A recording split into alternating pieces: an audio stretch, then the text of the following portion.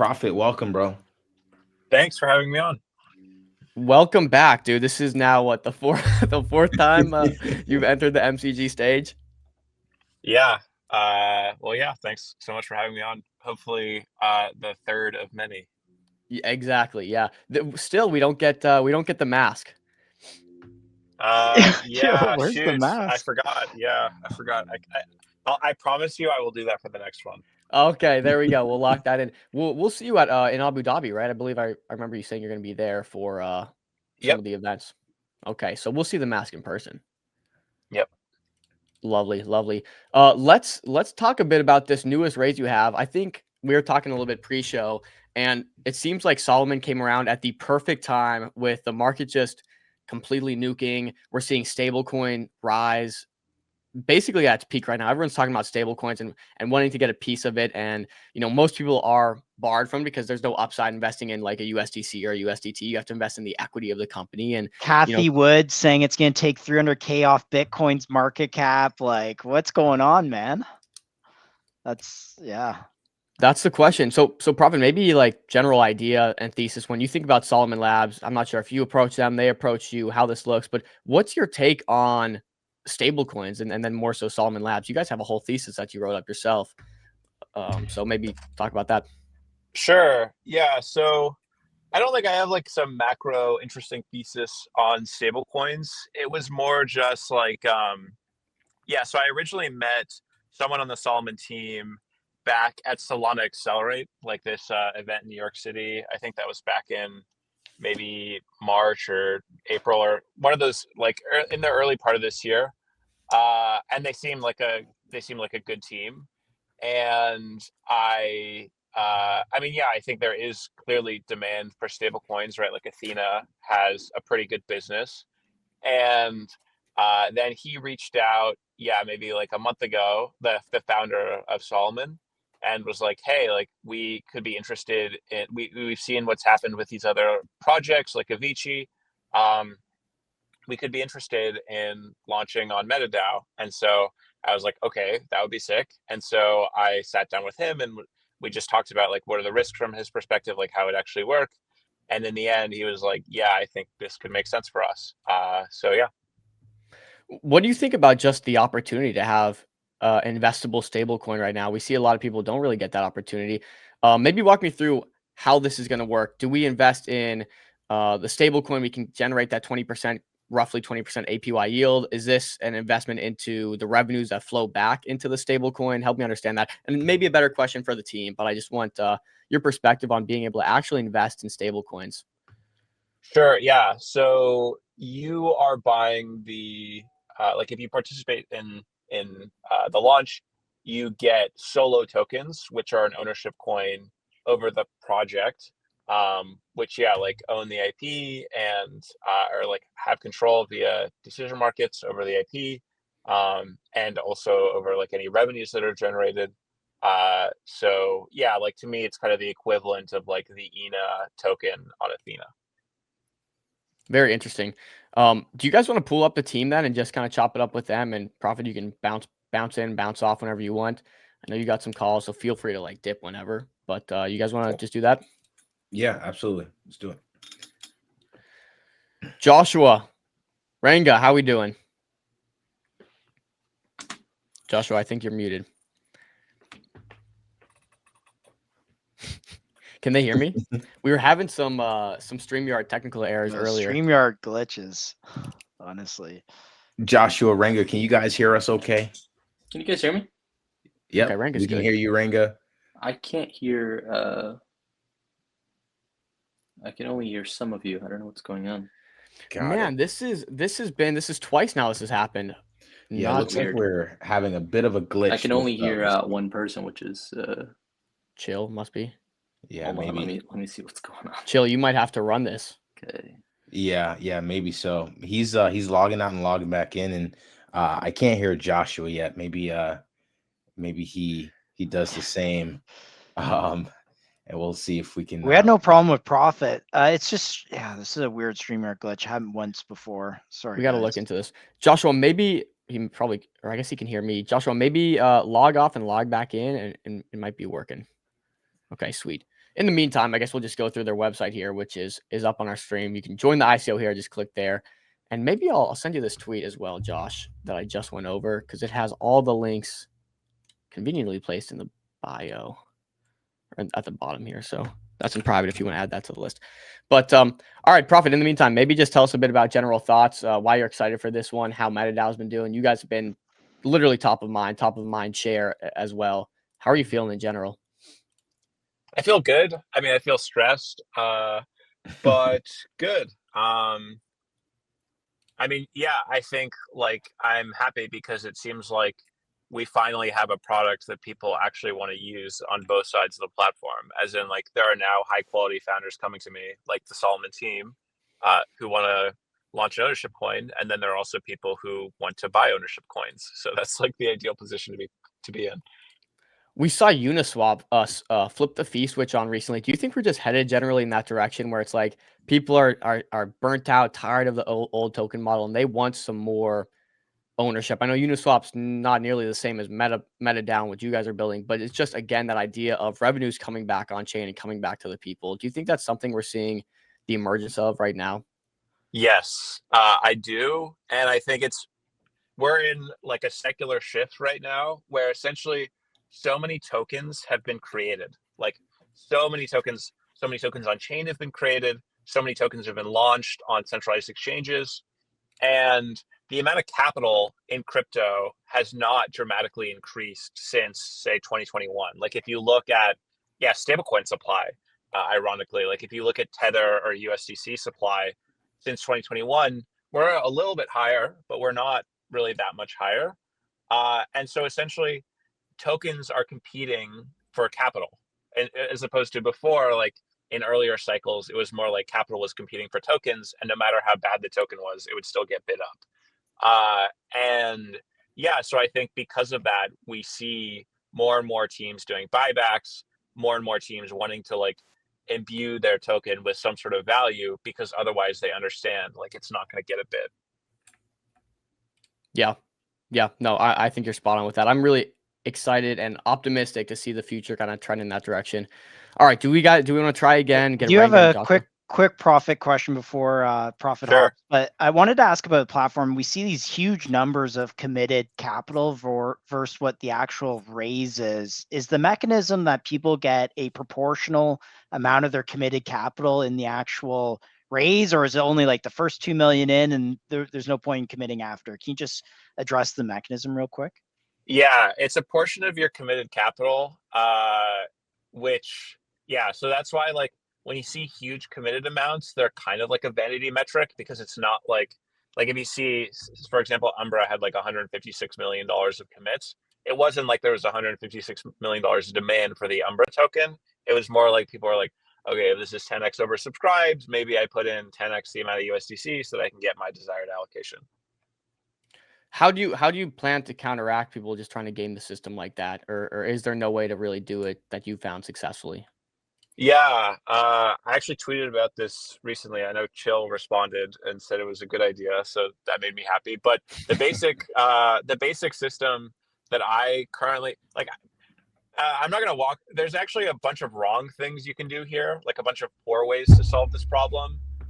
Like some platforms will do first come first serve, for example, but then that gets sniped, where just like one person can own 100% of the supply.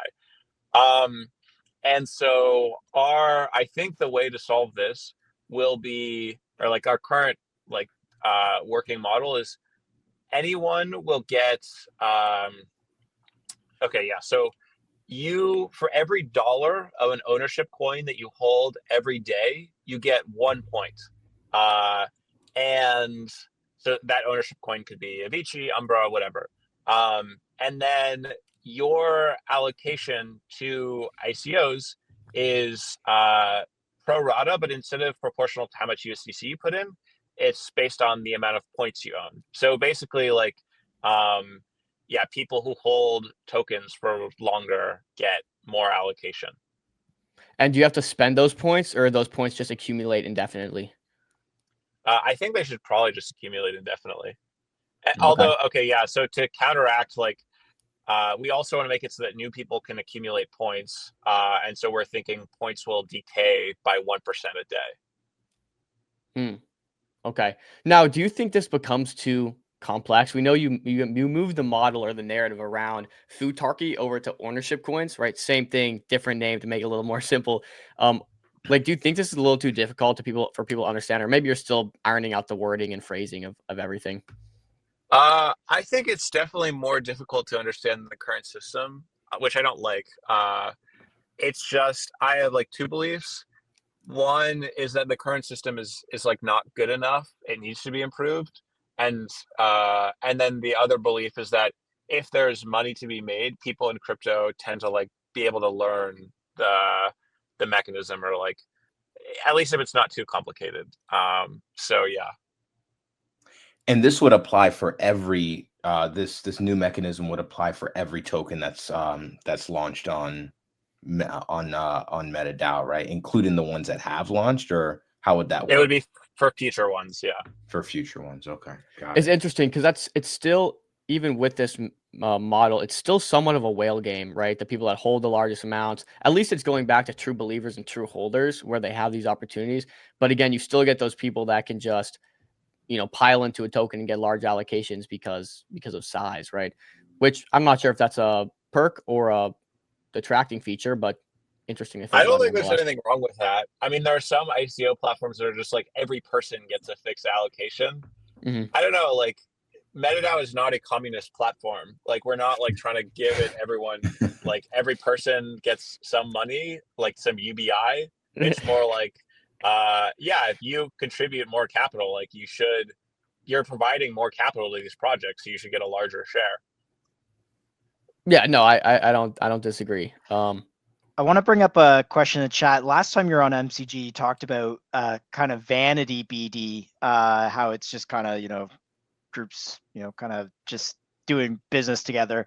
However, you've had a lot of success with Avicii, and I think there was a mention that MetaDAO will, support Avicii business accounts, I believe, or projects getting Avicii business accounts. One question in the chat here by Crypto Cuba wants to know, will Solomon be integrated into MetaDAO for, its stablecoin being used for future launches potential? I'm just wondering, you seem to be building an ecosystem of products that might be feeding into each other.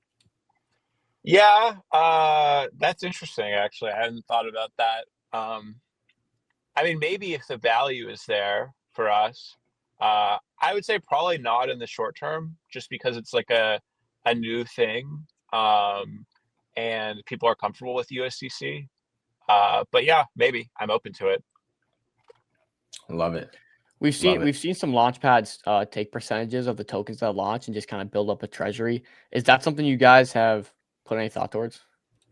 Yeah. So the way that we monetize is we take taker fees. So like people trading in the aftermarket and or in the secondary market, and we take those taker fees in both USDC and the tokens themselves. So like if someone sells, say like their Umbra tokens, then we today get 0.25% of the Umbra tokens that they sell. And so like that's what I see as our way to like amass these tokens. I don't really want to take a percentage of supply, just because historically the launch pads that have done that have been like very scammy projects, and I just like want to not look like those.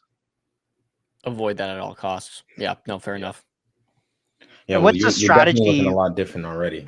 Yeah, for sure. What's the strategy for holding those versus at some point, is there an exit on those tokens? Like, how do you think about management of those treasuries? Yeah, I mean, it'd be up to MetaDAO and like the markets. I mean, yeah, I imagine if one of these becomes like a mature business, then yeah, you'd probably want to exit some or all of the position. Yeah, it goes up to vote. The whole point of MetaDAO, right? Yep. People get to decide. Yeah, makes sense. Do you guys want to test our luck here with the Solomon Labs team again? See if Joshua Let's and do Randy it. can hear us. Let's I'm see if hoping. we can. Hey guys. Okay, Can you guys Randy, hear me? can you hear us? Gosh. All Yes. right, sweet. Joshua Ron. might be out of commission still, but Try a different browser. I think it's a browser block or something, VPN. And Renga, Yeah. can you hear Dom and Josh okay? Yeah, I can hear him now. Before it was just Josh. Okay. Dom, it looked like it was mute, but now we're good. Awesome. Okay. Perfect. We can dive in the meantime. As Yeah, you're yeah, we ready. can get started and then Joshua can hop on. Cool. Firstly, guys, we're rounding off into the last 24 hours of your raise. It's been pretty well received, and typically we see the biggest uptick here in the final stretches. How are you feeling? Are you excited? Were you expecting this? Just give me the baseline thoughts here. Yeah, the raw feelings. No, super pumped and excited. It's I think it's going incredibly well. Especially when you consider the macros. We've got fear index on 10. Yep. It's and I think we're seeing organic sort of real demand. I think we were looking at some numbers last night. I think the average median size was somewhere in a few $100s or something like that. And so we've got a lot of large number of believers coming in and participating. And then obviously, where things really pick up is in the last 12 hours or so, or last 10 hours. Most people come in that period, especially the funds, the VCs, and the larger whales. So things are going really well and sort of in line with what our expectations were. Good. Yeah, I think that's the biggest thing for this stream here. We're excited to get you on this final stretch.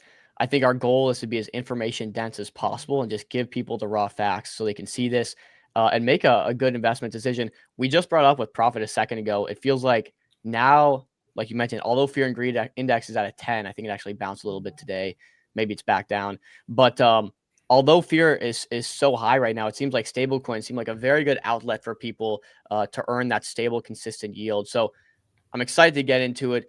In terms of when you look at stablecoins and the difficulty to invest for the average person into stablecoin businesses, how are you opening up that opportunity to the masses here with this raise? Yeah, that's excellent. I think the story here is that one of the most useful use cases for crypto was ICOs in 2017 and onwards, right? The idea was community governance, community ownership. Unfortunately, the spirit was there, but the execution not quite so, right? The incentives and alignments were all out of whack, and the industry moved towards traditional raises, small number of VCs getting large part of the pie, and then eventually there's some sort of TGE, and then the story, right? Low float, high FDV, trend to zero for most part. And what sucks is that stables are the cornerstone of crypto and probably one of the most important, if not the most important. And we missed out on this opportunity for the community to actually own the rails. And so I think the timing of MetaDAO, I really see them as sort of the true successor of ICOs in fixing what was wrong with ICOs. And this is a huge opportunity to actually own these rails by the community. And so we're really excited to offer that opportunity. But you guys have been doing this for a year already, right? Yeah. So we, time in the market and TVL is really the equation there in terms of trust. So we wanted to make sure we were actually on chain with real capital deployed. And what we did was, you could think of it as a stealth launch, essentially. We ran a private beta. We integrated with DeFi Llama, and we did some things on chain. And through that, there was actually users flowing in and finding us by themselves without any advertisements. And so with those users, we were able to get some TVL, about 1.5 million worth. And in the last 6 to 7 months, we've actually distributed over 30,000 in real yield of distribution. You can see that on chain in our dashboard. So during that period, we actually survived, the largest market shocks in crypto history, right? Especially with October 10th, the Binance dislocations. And that was really important for us because we were fully deployed and we were able to experience that. And I can say that we survived it with no incidents and everything ran through smoothly. And so finally, with that, we were able to get to this stage. I guess one of the things I wanted to just briefly touch on then is what safeguards are in place that protect you guys from these events like what happened on 1010. So, so just a little bit of background for the viewers, right? So we're running a basis trade, right? Where we're long spot and then short in perps, and we're collecting the funding rate. And so what happened on Binance was dislocations in ADLs, right? Auto deleveraging across sexes. And usually there's a queue in terms of priority of who gets deleveraged. So that's the thing you have to be careful of. We were fairly low on that queue in terms of priority, and so we avoided that. But more importantly, there's actually, Binance actually has guarantees against ADL for people who are coin margined. And so if you're in a coin margin position to begin with, you wouldn't have been deleveraged. In addition to that, you can actually strike deals with sexes to, we're not using any leverage or anything like that. So in that way, there's, because we're lower priority in terms of the queue for deleveraging, you can actually even sign partnerships where it's say, okay, we won't, there's no, you're ADL exempt essentially. So the biggest fear here is ADLs, and you want to avoid those, and that's what we've done. It sounds, Ringa, like you have a very extensive background in this stuff. So I'm going to be interested to hear from the team. Joshua, are you with us? Can you hear? Oh man, I think he can hear. That's the part that hurts me the most because he's trying. Can hear us. He's trying. Why don't you try your phone, Joshua? Maybe I don't know. Yeah. If you try your phone, we can just wing it. This is a live show. Unfortunate. We don't take ourselves too seriously here. We wanna make sure everyone's having a good time. So yeah, maybe we'll let him work through that then in the background. Ranga, if you want to give us a brief overview of the team who's working on this. You've been doing this for a year now. Like I said, it sounds like you have some extensive knowledge in this space. Obviously, you've been doing it for a year, so I would hope so. But give us a background. Yeah. So personally, my background's in electrical and biomedical engineering.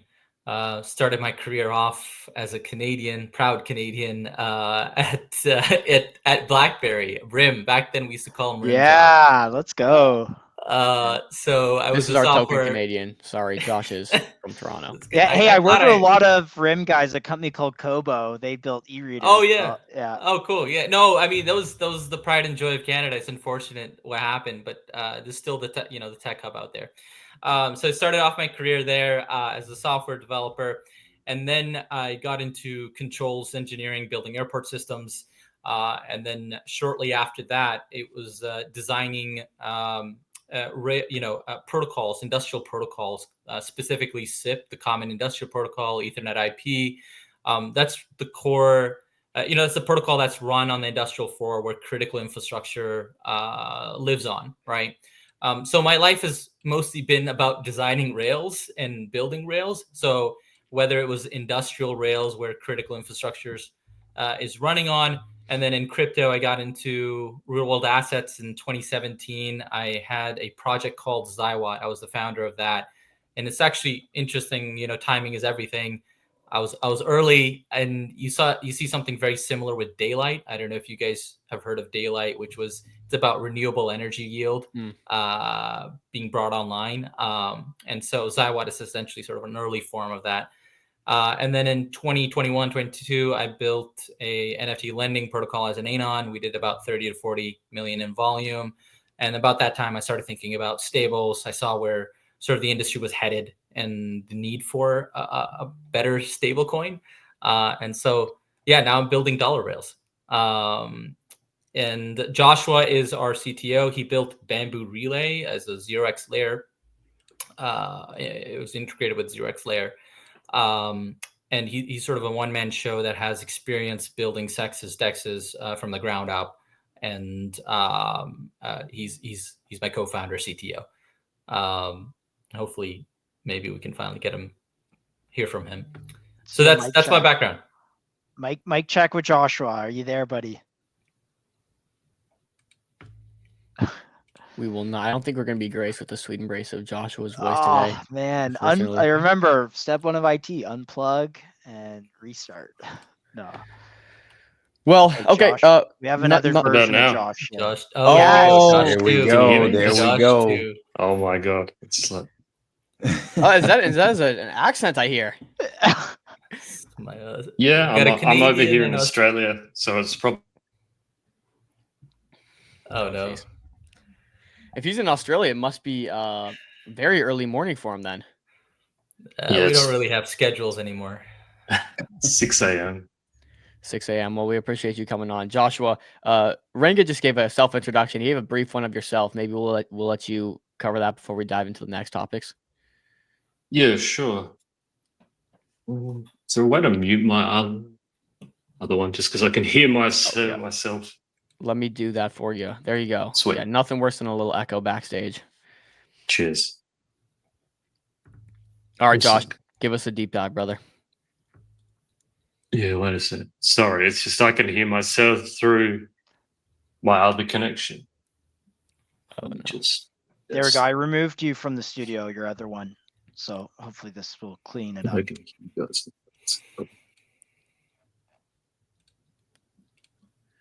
Can one of you guys talk? Testing. Testing 1 2. Sorry, it's just a real pain because I connected on my phone, but then there's no audio coming through on that. Jeez. This is a roller coaster. Joshua, you don't have it up on you're not watching on your web or desktop, are you? You might be just tab open or something. All right, technical difficulties. I say we just Continue. keep it pushing. Okay. Let's start with Solomon. Okay, what is Solomon? How is it earning yield? How can the people make some money off of it? Yeah, so Solomon Labs is the composable dollar that earns anywhere it sits, and Solomon is similar in a lot of ways to Athena in terms of its back-end infrastructure and sort of the framework is very similar, right? Where the yield is also generated in a very similar way, where, like I said, we're running a basis trade where we're long spot, short perps, and we're collecting the funding rate. That means we don't have directional risk in the market. These are strategies that have been run by hedge funds for decades, proven strategies. And so we have a steady source for yield, and that yield can be quite good depending on how bullish or bearish the market is, right? Anywhere historically, we're looking at about 15% annualized. And so that's where the yield is generated. And that's sort of where we start to deviate from other 2-token model stablecoin projects. So just a brief history, stablecoins have evolved in crypto. We've had USDT, USDC, where the issuer basically keeps all of the cut of everything they make that's backing that stablecoin, right? They're essentially IOUs that sit on chain. And then you had Athena that came along, and we had a lot before that. We had all sorts of experiments, all sorts of blowups, all sorts of weird self Ponzi like stable coins. I'm glad we're past that phase. But we had Athena come along and say, okay, we can get you permissionless yield on chain via this, backed by this basis trade. And actually, for the Solana folks, shout out to UXD. They were actually the first ones to do this on chain. They were the ones who created a stable coin on the basis of a basis trade. Unfortunately, I think they were too early again for their time. They were trying to do everything on chain, and so there wasn't a lot of open interest on the perps markets that existed at that time. There wasn't enough funding, and so they kind of just they didn't really take off. So Athena came along and they said, okay, the real open interest lives off chain. Let's get that, tap into that, bring it on chain. And where they found fit was, again, through permissionless yield. Anyone can stake to earn. But now we have a few of those. But the problem is there's like this tension between the two tokens, right? You have a stable coin, which is meant for spending. And then you have a staked version, which represents the saving instrument. But why would anyone use the spendable token and take on that additional risk without being rewarded, right? Like, why in the world would I? And this is why you don't see that stable leg or the stable coin being used in a DEX, for example. There's no USDE pairing with any of the other assets, right? Same with the other stable coins that are split into these two token models. And then you have all types of asymmetries between those two tokens, where you have liquidity preferences, you have risk differences, and that isn't actually priced transparently. It's pretty opaque, right? How much of the yield that's being generated flowing to the stakers versus being pushed through the ENA emissions or pushed on chain, right? And so what we said, okay, what we can do is we can formalize these rails and have clear yield rails. And by doing that, we can unlock this very clear use case of being able to stream yield to the stable coin itself without impacting its composability. And so to put it simply, now with our stablecoin, the USDV can earn yield in the wallet it sits without without rebasing, without drifting in value, and be fully composable in something like a DEX pool or DEX swap pool. Or someone who holds that in a treasury can just get streamed it directly in that treasury wallet without having to deal with lockups, cooldowns, etc. And now neobanks is another use case that's really important. Okay. But yeah, that's a long-winded explanation of what we're doing and where we differ. But happy to dive into the specifics. Yeah, no, so this is good. I want to try to fully grasp for myself and the audience here the prong token structure, and again, just dive into more about what you just mentioned here and what this means. So you're going to have the solo token, which is going to launch. Where does that tie into USDV, SUSDV? Maybe if I had to make a mental map here of what the difference is, could you give us a simple breakdown of what USDV is, what SUSDV is, and what solo is? Yeah, let's start with the stablecoin USDV. Okay. That's the stablecoin. It stays at $1, is composable, and can be used anywhere where a dollar sits. SUSDV is the staked version of that. This is permissionless yield that anyone can access. So the masses who just want a saving instrument can come in, stake their USDV to get staked SUSDV, and they earn a yield based on the basis trade. And then finally, so there these two tokens, and there's two payment rails here, or two rails that provide yield. So one yield is through this permissionless model that we're talking about for staked USDV, and the other is what we call yield as a service, in short, YAS. So YAS is the product. Yes. YAS is think of it more along the lines of B2B, but it's more of an opt-in service that anyone can tap into as a USDV holder. So this is where I was mentioning the example of an LP or a treasury or a neobank that can go to our site. It'll populate, hey, you're in this treasury, you have this USDV sitting here, opt into the YAS service, and with one click, now you're being streamed the yield that is generated from the basis trade directly to the wallet that has the USDV sitting there, without impacting any, the composability. And more importantly, it's touchless, so you don't actually have to integrate or work within a program or anything, or work through a program. So there's also way less risk, contract risk in that sense, right? It's just completely touchless and seamless. So that's sort of the breakdown between USDV, SUSDV, and then the way we can stream yield, which is permissionless and what we're calling permissioned or opt-in. In terms of solo, that's governance tokens became a meme, but that is the token that's being that we're describing as the ownership coin, right? That is using MetaDAO's governance framework. And so solo here is what is aligned with the business itself. If the business is successful, if it's making money, right, we're obligated to put back all of the revenue into the treasury, right? The MetaDAO treasury DAO that's associated with Solomon. So to put it in Yeah. go Simple ahead. simple terms, the stable coin, the USDV, and then obviously you could stake it for SUSDV is the product, Solo is the company. Exactly.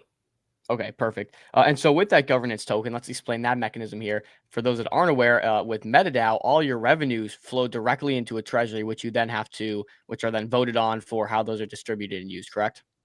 Correct.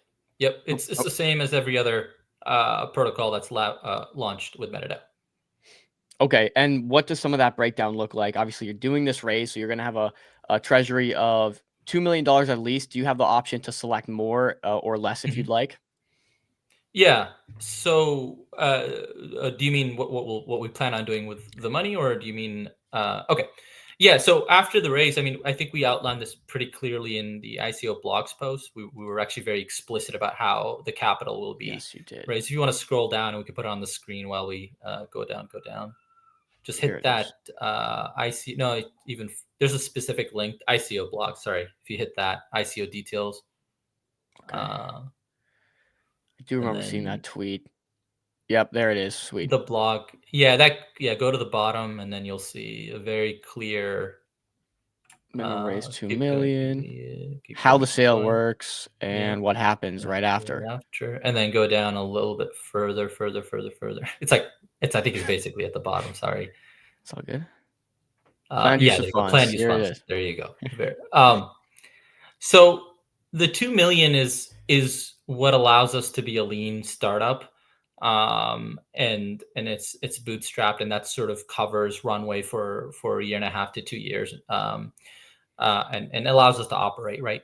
But our target is to try to raise between 5 to 8, but I'll touch on that a little bit. But the 5 to 8, what that really does is allows us to scale and grow, right? Like we're done building, like the costs aren't associated with building. Now it's all about scaling. And building a stablecoin business is capital intensive. You need enough TVL and capital to actually just have a seat at the table. And so the first thing is obviously having enough liquidity within your primary pool, which is the USDC, USDV pool, where people get into the system or how they buy get into the stablecoin itself. So we need to have sufficient size there and be able to dynamically adjust those sizes. Then we need sufficient size for reserve. And then, when we negotiate rates with sexes and venues, right, and custody providers, it's all dependent on how much capital we have, right? And this allows us to get better rates. This means better yields, and then also negotiate better terms. Things like potentially ADL exemptions, right? The larger you are, and obviously the transparency you provide in terms of what you're doing, these things can lead into us basically being able to run a better stablecoin project. And then the first thing that we can do is actually we can take that 5 to 8 and deploy it into our own basis strategy, right? And so we can start earning revenue day one. We can start earning money on our treasury day one. And we can use that for all sorts of things. One of the ideas that we have is to run a type of liquidity mining program where we can boost the yield for people who are coming and using the stablecoin product. And it's self-sustaining, right? We're only talking about the yield that's generated on the treasury. So those are some of the things we'll use the funds for. But the key thing is we've already built the product. We're using the funds to scale. So let's. I guess this was your plan to scale, but the question is, how can you scale, right? What's your number one thing in mind, top of mind? How do you really scale to be this massive USDC or this massive stablecoin conglomerate? Because you are competing against people like, USDC, Teller, big, extremely trusted, reputable brands. And you mentioned it's very capital intensive to compete with these people. Yeah. So I think first is I do think we're building a better product, right? I think we're building we're genuinely innovating here, right? And I'll touch on YAS to start with, because I think that is the headline here. YAS is unlocking your ability to earn yield or make stables, like over 150 billion of them, productive, right? Something that has not been possible before. And I think the flywheel will take effect very quickly. So imagine an LP that exists today. Let's say they have USDT, and They're providing liquidity for what's a project you guys like on Solana?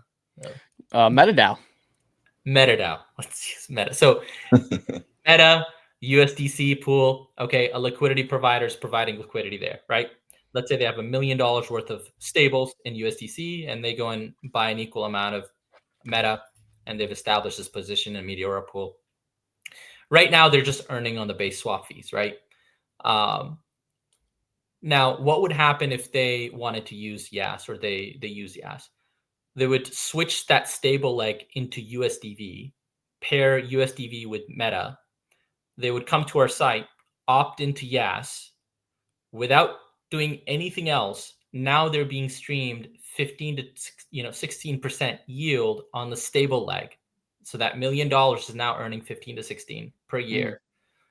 And it's strictly better, right? Because you're earning the base fees plus the yield. And think about what happens, right? As soon as this domino falls, right?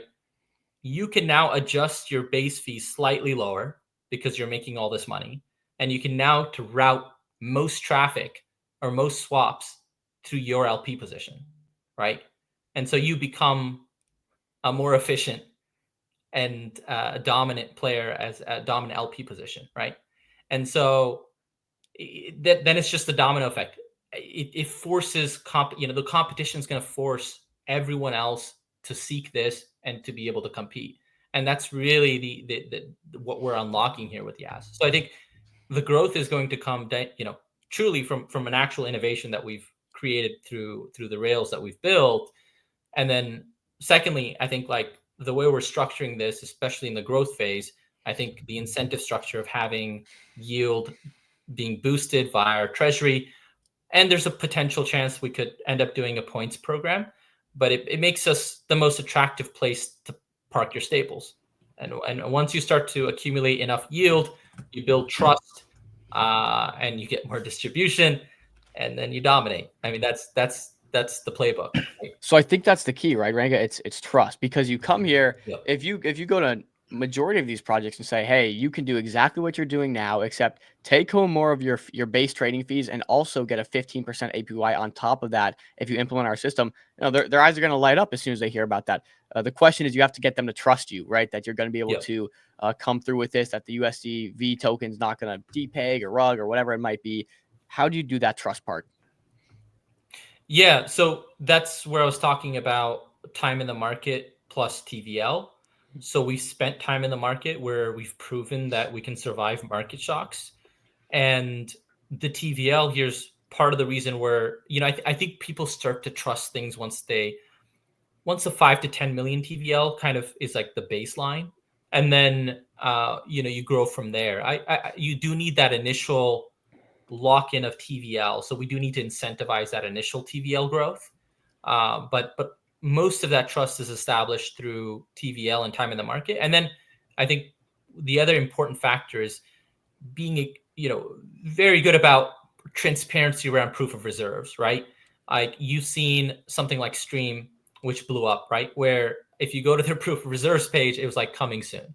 How are people putting in hundreds of millions of dollars in TVL into these protocols where you have absolutely no transparency? People are just chasing yield, right?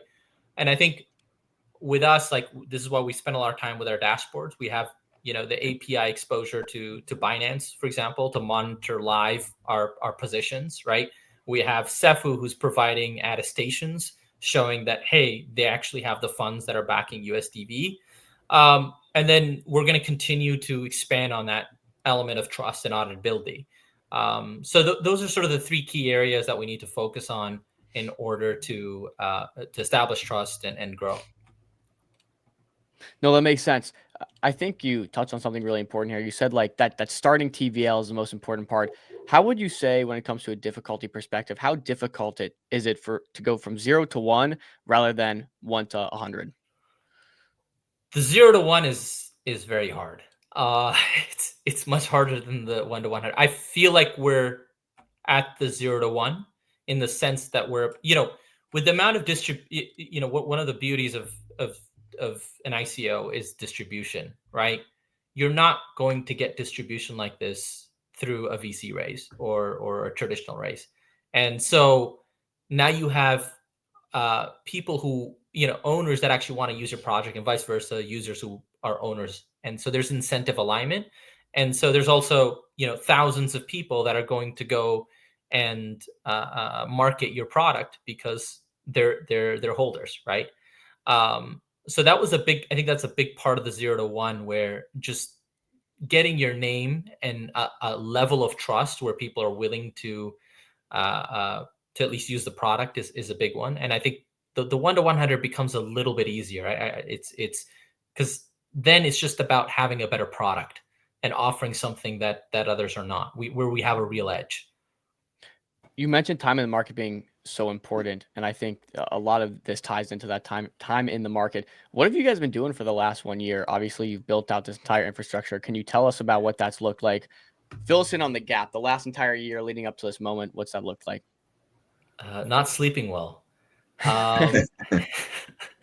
No. Foolish. So it takes a lot to set up the infrastructure that we've done. That actually is a big part of it. Getting on boarded with Cefu, there's a bottleneck there. That's why not everyone can do it. People can come and do these basis trade based stables and sort of where it's just a dude taking your money and just putting it into an account and running these strategies, right? But to do it right, where you have a custody provider in the middle that is providing insurance, and then getting on board with Binance as a business entity, et cetera. All this infrastructure takes quite a bit, and then having sort of a policy-driven framework, with proper risks and safeguards in place, is another element of it. So that took time. That took serious time, right? I started building this, probably a year and a half ago, I would say. The first few months were just ideation and thinking about what we need to do, et cetera. Got it.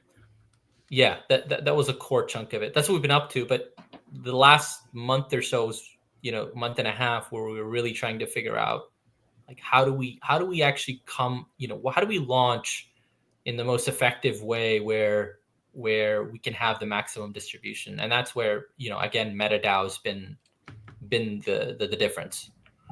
Nice. And we have Joshua back, and we'll test his audio and get him on board here in a moment. I guess just one more question I had. I know usually with projects that stablecoin projects such as yourself, the really the thing that you want is integration into DeFi.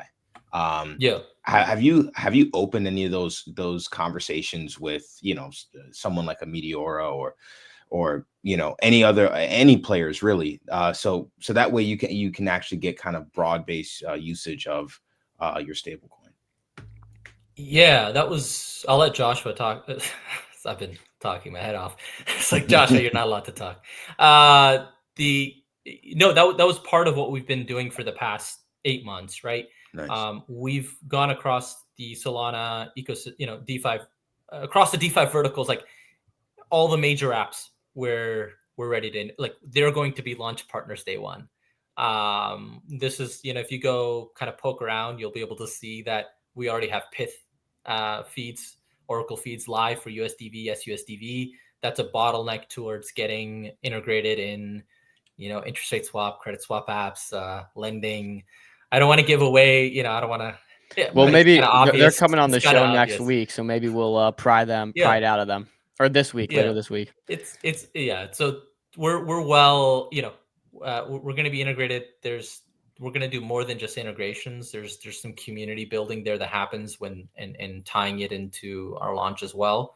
So we have some cool ideas around that as well. That's awesome.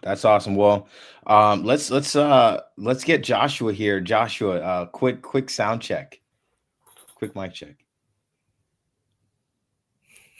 So I think here's what the plan's looking like, Ranga. It's looking like Joshua's got some stuff to show. Yeah. So maybe he's gonna pull it up and you'll narrate through what we're looking at, demos. I'm not sure if he's good to go right now. Maybe when he's getting that ready, we'll talk about something you mentioned earlier when you were talking about that 1 year what you guys have been working on for the last year and a half, actually, is what you said. It's important for people to realize it's not Ranga, it's not Joshua on the back end pushing the buttons to make these trades. You said you had a custody provider, plus there's infrastructure in place to take care of this. Can you explain that a little bit more and why it's important for that to be in place? And it kind of setting you apart from other people, just doing these funding rate arbitrage plays or other things like that? Yeah, so we built a ground up backend engine that actually runs this based on the policies that we've set, right? And what you're seeing is a sort of a sneak peek at the backend in terms of how these positions are managed.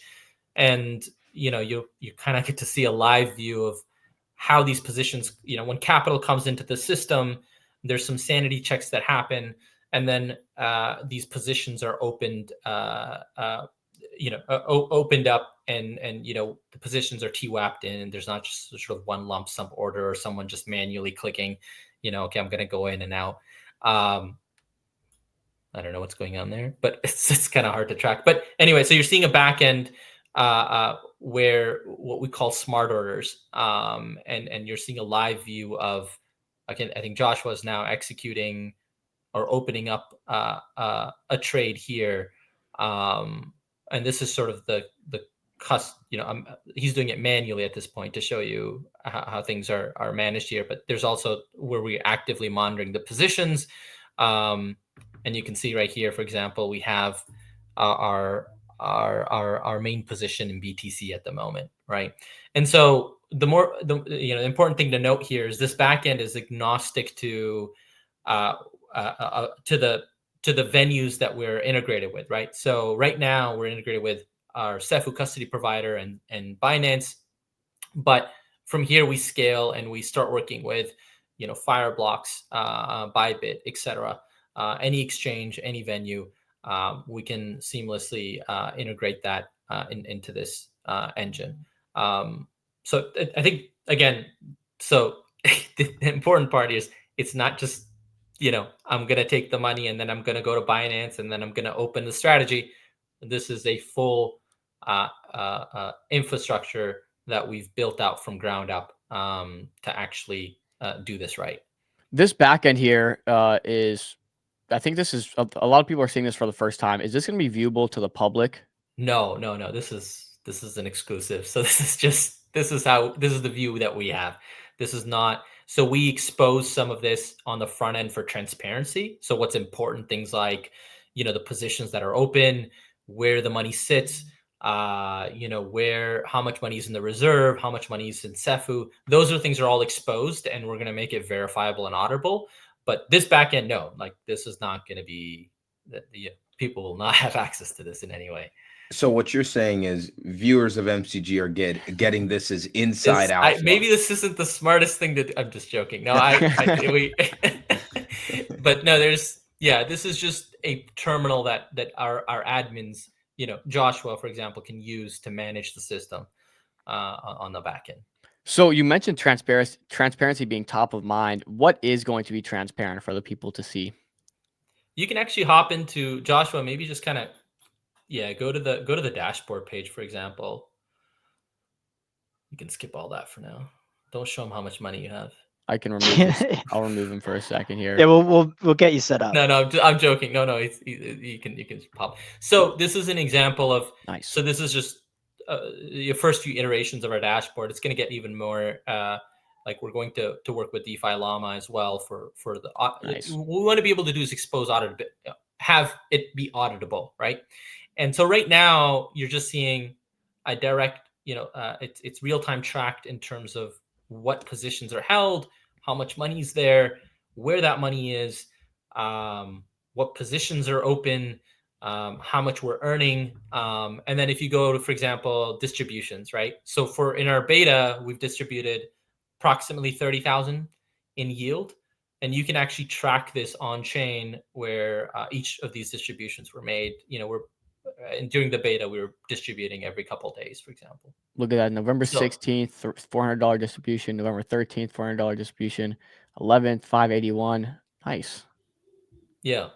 So this is what I meant about transparency, but this will evolve into something even greater with the launch.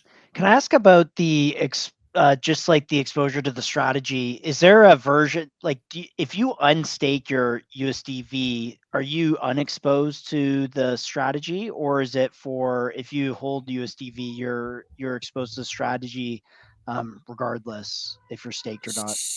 Yeah. if you hold USDV, you're exposed. And anyone who has USDV, SUSDV is exposed. And that's what I was mentioning about like Athena, for example, right? Like in Athena's case, both tokens is exposure to the strategy regardless, right? But only one party is getting paid yield. And that's why their stable coin doesn't function as a stable coin. It's just, it's sort of just an entry to the system. And what we're saying is we're making that side productive through, yes, like yield as a service. And that's the key difference, right? We're changing the way the rails work there in order to allow for that side to actually be productive. So you have to stake to get that yield service, and the stablecoin itself is unexposed to the volatility of the yield mechanism. No, I'm saying both the stablecoin and the staked version are exposed, right? Because the backing of the stablecoin is the basis trade, right? It's or the assets we hold. And sorry, we're also doing T-bill integration. So when we're not exposed to the basis trade, we're holding T-bills and we're generating yield through that. But regardless of whether you're USDV or SUSDV, you're exposed no matter what, because that's what's actually allowing this stable coin to exist, right? The backing of that. Well, one of your big selling points here was, look, we got through 10-10 just fine. We've been here for a year and a half. What does the risk level, what kind of tolerance do you think it would take to hold something like this? To quantify it, I'd say let's just make it as simple as possible. On a scale of 1 to 100, what risk level is this vault? I think it's the best risk-adjusted return. Like that's my opinion. I mean, I think, and I think you can also hear where you can see Athena also survived this, the largest dislocation event, right? Like doing the exact same thing, and they held together. There was no losses. There was no negative impact towards their stable. To be fair, Circle depegged down to like 60 cents on the dollar when Silvergate Bank happened. So during like extreme market events and shocks, there's always a possibility for any stablecoin to depeg, right? Yeah. The idea is like, is it actually fully backed and redeemable at certain place or certain, and how long does it take? So like you can always have temporary dislocations, I think. Like that's just a market reality, and it can happen to even something like USDC and even USDT on chain. If there's a significant enough event, you can get a depeg, a short-term depeg, right? So, but our goal is to have it that even if even something like that occurs, at the end of the day, it's actually redeemable for $1, right?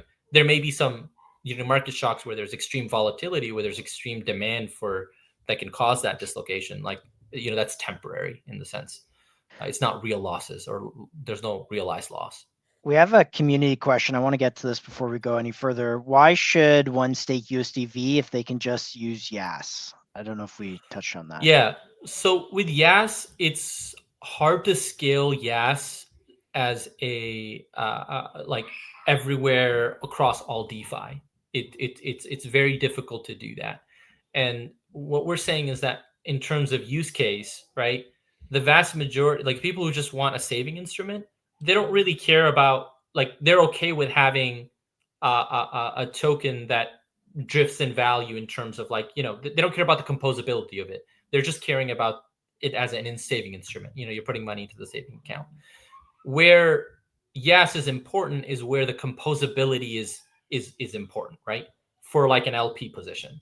And so that's why we're catering it towards users who actually need the composability. And it allows our system, because YAS is an opt-in system, it allows us to scale from a technical standpoint. Sweet. Importantly, for the solo token, which has the ongoing raise now, how are you guys making money off of all this? Obviously, your users get to stake and they can earn yield, and then some can sign up for the YAS program and generate yield from that. How are you guys at a protocol level generating revenue? Yeah, so that's pretty straightforward. There's two ways we earn revenue. One is a small cut that we take for executing the strategy, right? The yield that we're distributing. And then the other is same thing for YAS. but Yas can also serve as an additional revenue stream as a B2B service. So where neobanks, for example, want exposure or want Yas access, we can additionally take on service fees to give them that access, like a subscription fee, for example. And then there's like specific ways we can cater Yas in order to address their needs, and so that's another revenue stream. So those are, broadly speaking, those are the two ways we can generate revenue. Have you guys had any conversations with neobanks? I know there's one particular neobank right now on MetaDAO that's got a lot of buzz. I can't comment. No comment. No, I love it. I love it. Josh, Chill, anything? If there were to be, well, I guess you can decide on whether to answer this question or not.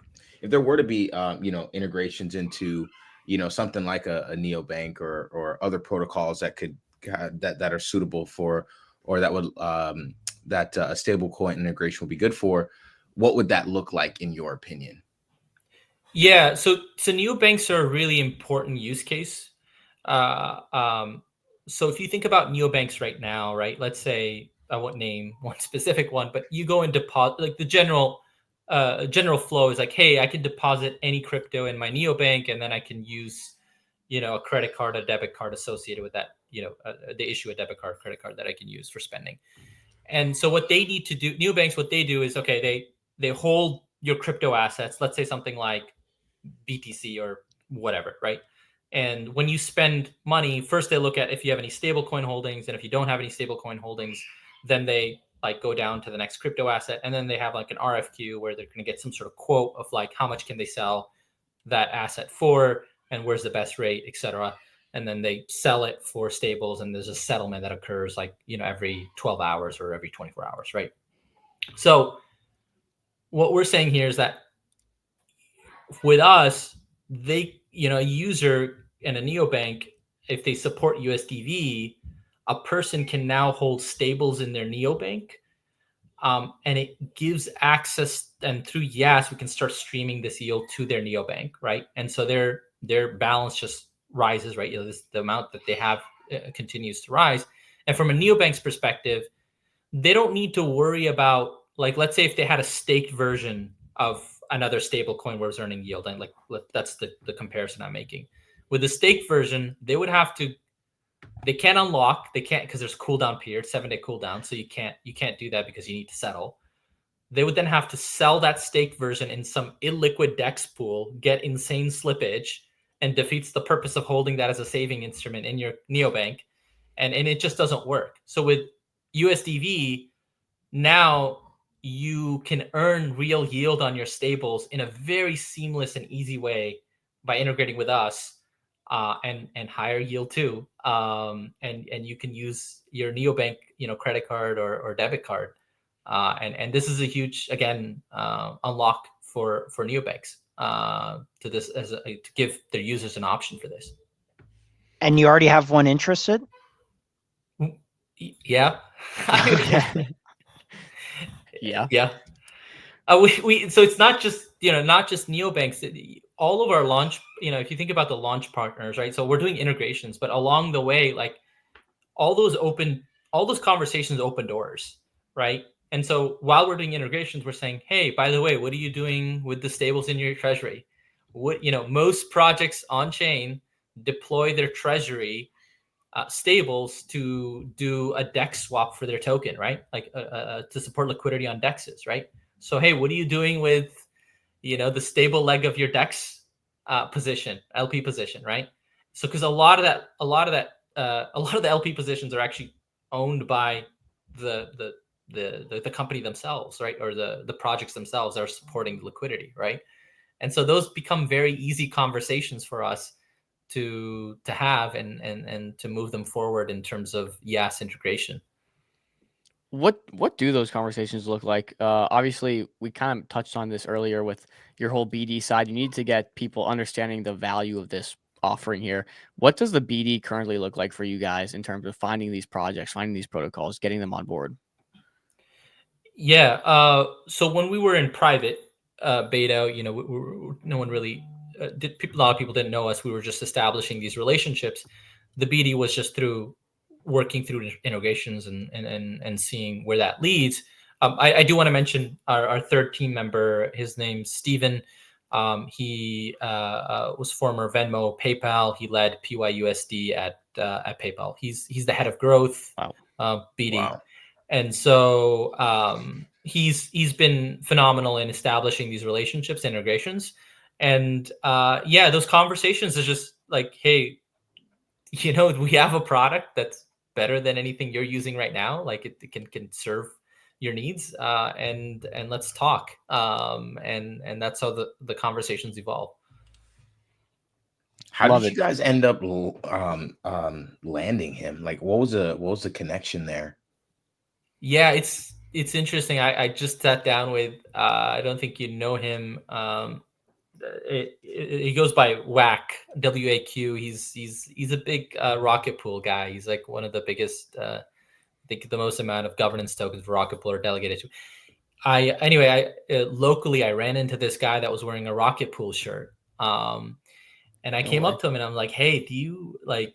I was like, cool project, like cool shirt, but like, do you know the shirt? You're like, I thought it was just the guy wearing a shirt. It's like, do you know the project? He's like, yeah, I'm actually like I have the highest delegated voting power at Rocket Pool. I was like, oh no way. What? And he lives like 10 minutes from me. And turns out Steven was a big part of the Rocket Pool community and was friends with WAC, and I was building Solomon, and I said, hey, I really need like someone of that caliber to on my team. And he introduced me to Steven. We talked and we said, okay, like we got to do this. And so it was sort of, it's like time in the market is, time in the network pays off. You never know where things are going to lead. Small world. That is awesome. A phenomenal story. Wear swag, because you never know what's going to happen. It's true. No, I 100% agree. We got to get Solomon's swag out. We do, man. We got to get Solomon's. Okay, well, we asked Prophet earlier. Are you guys going to be in Abu Dhabi for Finance Week and MetaDAO and Breakpoint? Yeah, I think Steven will be there. I will try to be there. It's going to be really, because we're going to be prepping for launch. Like we're going to try to launch right after the raise. I'll try to be there. But Steven will definitely be there. Okay, well, I hope you have some Solomon shirts while you're there. Yeah, maybe we do an in-person with Steven in Matt Dobby. There's a question in the chat here. When will the yield earned via USDV be open to the public at token launch or later? DeFi with so spikes. It is. So you can. I'm not sure what he means. I don't know if he's talking about Yas or just anyone can use the. So we have private beta. We're letting in users. We're still streaming in users as we get people interested. But public access will be shortly after the raise, and anyone can access the yield from USDV or SUSDV then. Okay, that was my next question, actually. So you're in closed beta currently, but shortly after raise, you'll be going live with full access. Exactly. Okay, sweet. I mean, dude, that knocked out, I think, just about everything I had. Maybe give us future vision, roadmap, and like what you guys are most excited for here coming off this raise. Already been successful. You're targeting more like 5 to 8 mil, but plans, vision, assuming you hit your goals. We've been around a while now. Been through a few cycles. I think I'm most excited about seeing sort of a resurgence in back to what crypto was about, like sort of the idealistic, maybe it was a bit naive back in 2017, but like things like the ICO phase, like like we're getting the next version, like the real version of ICOs now, right? Like the proper versions, and that's true kind of across the industry. I was talking about Daylight and like Zywa, right? Like real world assets. Finally, I'm just really excited about real businesses that are actually building now. Like we kind of had a bunch of real builders back then. Then we had a lot of grifting. We had a lot of scams. We still had real builders in between, but a lot of people became jaded, and it was a tough time, I think. But I'm just really excited about where crypto's headed, and our journey in that is I really want Solomon to be a genuinely successful project, not just on chain, but off chain as well.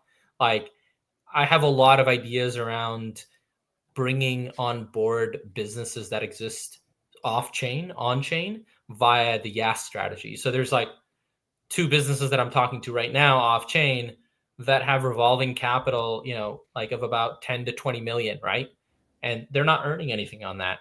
And so, with something like a neobank, right, where we integrate and provide a business service where they hold that in, our USDV, and then, they can give their company and the credit cards they're using, the business credit cards or spending happens through that neobank. Like that's the type of stuff that really excites me. So not just on-chain growth, but specifically bringing capital off, that's off-chain right now, on-chain or integrating on-chain. And so that's what I'm excited about. And I think in general, obviously, like I want our USDV to be the stablecoin that powers the financial markets on, financial markets period on and off chain. Do you know of any stablecoin companies that are fully on chain right now, right? Or that people have the ability to invest in the actual company success of?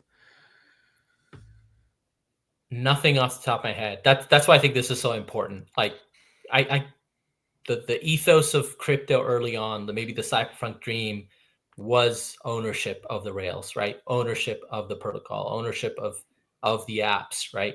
Like alignment. And this is what excites me about this race specifically. Right on, dude. Awesome conversation. I think this came at the perfect time. I mean, really, I think the stablecoin narrative meta just has been flooding the internet right now, flooding mainstream. I think Web 2 is really interested in it, just seeing how vital it is and really bringing people on chain and actually having that adoption. I don't think this could have came at a better time, especially with Bitcoin really at 91K right now. It shows the value in having stable yield, right? Officially, Bitcoin's up 0% on the year. It's probably actually down now since that post came out. If you were invested in Solomon or SUSDV, you'd be up probably more like 15. Well, our beta users earned somewhere around 25%. So interesting.